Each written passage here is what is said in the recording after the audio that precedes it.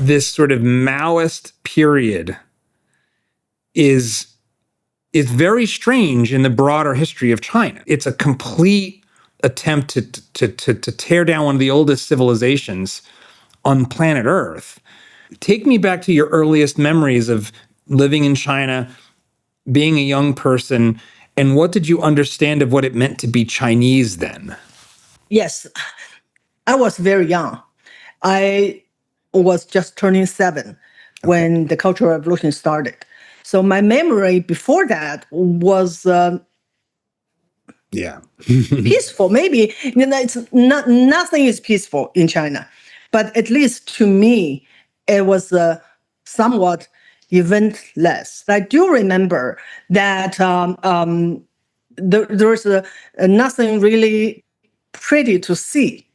Okay, what that means is that I remember going to there was like a 1 or 2 parks in the city that my parents would take me there, and then zoo. But I really don't see anything like a culture that remind me of some kind of a culture. And then I remember going to temples, but that was turned into a park. So Really? Yeah, all the temples were turned into parks.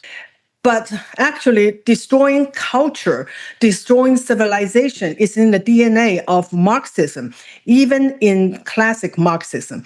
They did that day one. They took over power in China, and that's 1949. One of the first thing they did is the land reform, is to really confiscate the land from landowners and give to the peasants.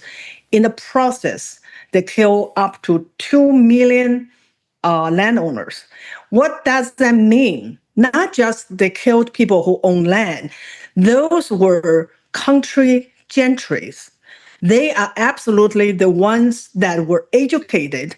They were mostly in the village, were looked upon as the learned people, and they are the transmitter of Chinese culture, all wiped out. So by the time that I was born and start to have memory, I have nothing exposed to me of this thing called Chinese culture and the Chinese civilization. It's already kind of gone. But the Cultural Revolution itself just finished it up. They were giving go ahead to destroy everything that is considered old, the 4 olds: old ideas, old culture, old habits, and old custom. Statues, temples, churches, and mosques, books, everything. Everything has to be destroyed. I had 1 semester of so-called normal education of my first grade. Normal means there's no cultural revolution. It's indoctrination for sure, but it was not as crazy, as chaotic as cultural revolution. So entering my second grade, that's cultural revolution.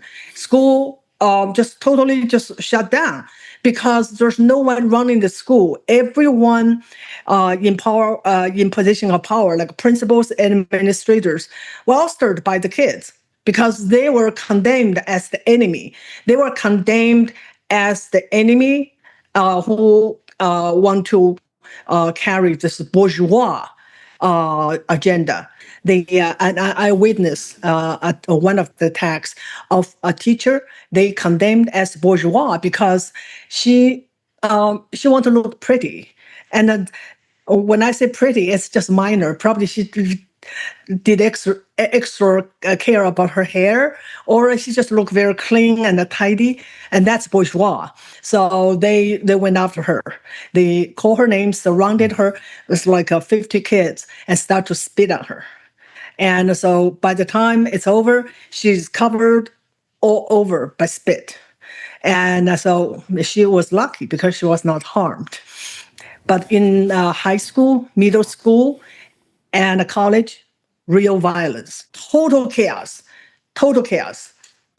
That's so young to experience all of this political insanity and violence. Was it Well, what was it like? What was it like? What was it like to see the world, your world, changing in that way? Did you like help me understand what the experience was I like? know.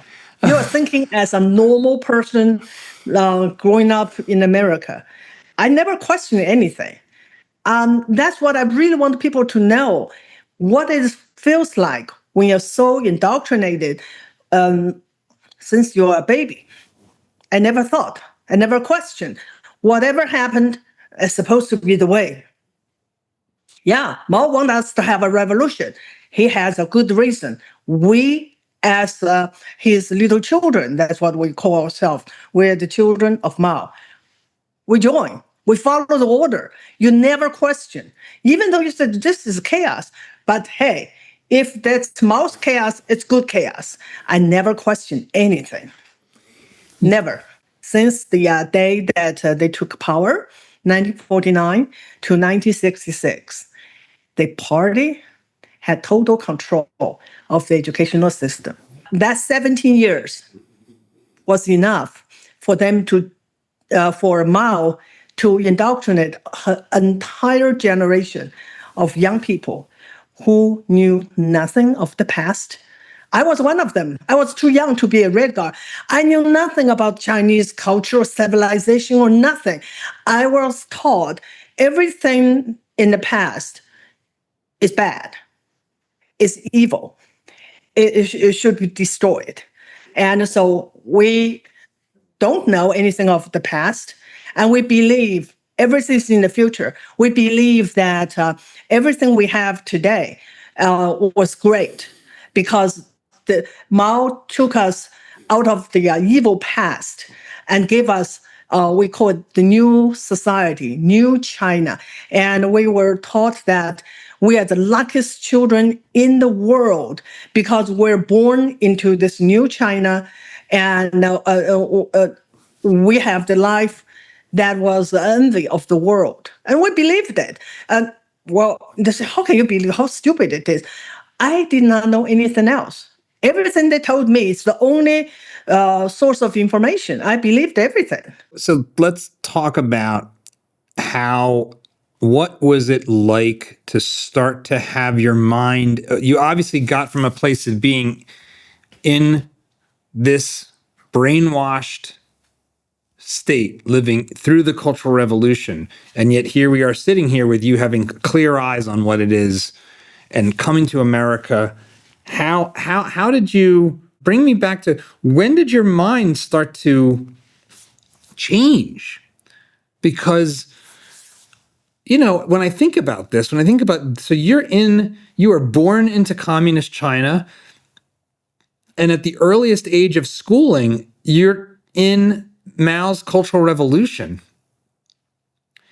I mean, your story is actually really inspiring because it means that even someone in the most demonic, totalitarian, brainwashing hellhole of nightmares can see the light, can change their mind, can come to think for themselves and have bravery and stand up in front of their community and tell the truth even in fear. That's a huge transformation. So where did that start for you? How did that start to happen? This is such a good question. And I never gave it much thought until just recently. I mean, the past few years, I really started to trace back when I started to question, when I started to think. I think it's college years. It's when and I went to college in 1978. And China started to open up, and I remember that we could listen to Voice of America and BBC openly, at least in the name of learning English, because that's my major, English. And then I started to hear stories, and eventually we could watch some of the American movies or British movies. And I think that was the turning point. And I said, America is great. Look at those, I remember watching some of the movies. It was wonderful. Look at the women. They look so beautiful. We just we all had the same gray uniform. Everyone looked the same. And if you want to stand out, you're going to be in trouble. So you want to look as shabby as possible. Eventually, we able to watch some British movie and Japanese movie. I said, I was lied to. I was lied to because all my life I was told that the West is evil and it is for the few rich, and then everyone else was oppressed. So, and then you start to wonder everything else. I think that is really the turning point. So, this is the power of information. The power of information. I think about the fact that it's just actually the recognition of beauty. I'm finding very interesting because here you were told from the earliest memory to reject what you're describing as, look at these beautiful women, look at how they're dressed, it's so beautiful, it's attractive, it's pleasing. So, one of the things that academic sort of I think lunatics try to claim is that everything is constructed by the society, that we're all social constructs. But you were in a society telling you that you should all look the same, you should not stand out, you should not, if you wear makeup, you'll be beaten by the Red Guard. And yet, after that entire upbringing, you see an American movie and your fundamental humanity recognizes what beauty is, recognizes something pleasing, recognizes that dress is beautiful on that woman. I just think that's really incredible.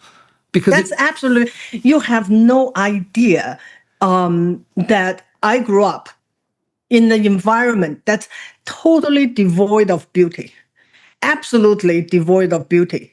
And because beauty was condemned as bourgeois, bad, and proletarian is good. Proletarian is what? It's being poor, it's not even real proletarian, but being coarse. If you curse, it's good. And that we see the same thing happening here in America. And so reject class.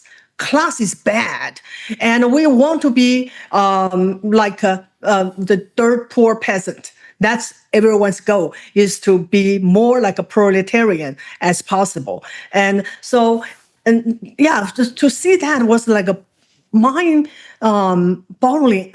They can be so beautiful. You feel like that's just a very, very a basic thing, but we did not have even that. So we were all become, just one of the masses. That's what you want to be. You want to be one of the masses. You don't want to stand out. And so that was the turning point. And I started to, and then we were told that if you always think everything from the West is good, you are. So now we use the word phobia, right? And xenophobia. No, in China, it's the other word. Then you admire everything. You are shameless. You are not patriotic because you admire everything in the West. And I said, I do admire everything in the West. I think their life is better, and they look beautiful, and then everything is like in another planet. They have cars, they have highways that we never had those things. So I think from that point on, I start to doubt everything I was told. But little by little, I really realized that my whole life at that point was a big lie. So it's not one event; it's just little things. Yeah. And then set me on the journey to learn more. But I have to say that my understanding of Chinese communism really took place after I came here. after I started to read books or materials or videos and whatever from outside China. At that time, a lot of them from Hong Kong and Taiwan. I learned things I did not even know. I did not know why Mao launched the Cultural Revolution. I never questioned it. I was in it. And I thought that's Mao's design, that must be good. And it was later, much, much later, that I learned it's all about power. So I was learning my experience when I come here. And so it's not like because you experience something, you understand it. I had no clue. I was in the middle of this chaos, this revolution. I had no understanding why it took place, why it was the way that it took place. I just never even questioned. If you like this clip, you should check out the full video and all the other great content we've got at Dad Saves America. So be sure to hit the like button, subscribe, and ring that bell so you won't miss our new stuff as it drops each week.